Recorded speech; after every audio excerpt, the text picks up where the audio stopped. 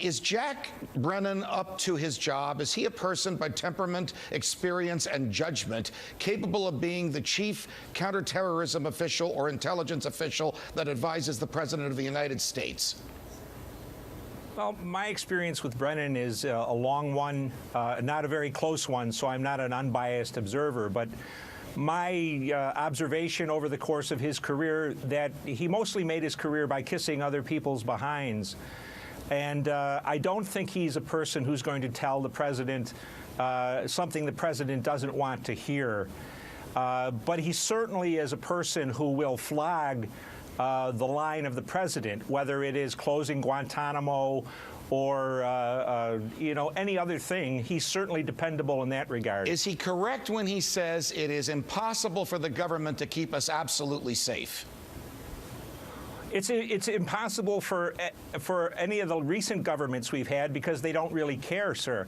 We've spent this whole week convulsed over air security, for example, and it's important to have air security.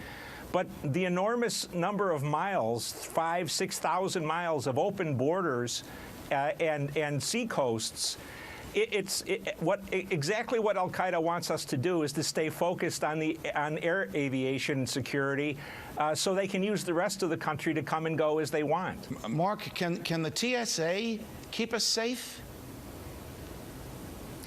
Well, I believe they can, but one of the issues in the Department of Never Let a Good Crisis Go to Waste has become whether or not they're going to be unionized and whether President Obama is going to make good on a promise to the AFL-CIO and Andy Stern at the SEIU as to whether 60,000 plus government employees are going to be in monopoly unions. And George Bush caved in on the legislation that the Republican Congress gave him when he fought to keep unionization from happening. It is possible under the law that these guys could be unionized. Would they go on strike?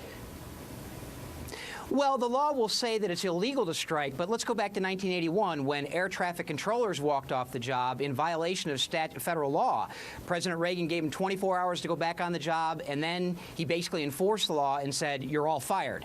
Now, they'll say they won't go on strike because the law says that they can't, but what we find in many strikes, most of which in the public sector are illegal, is they ask for amnesty as a condition of coming back on the job. That's unacceptable in this area where national security is at stake. And they usually get it.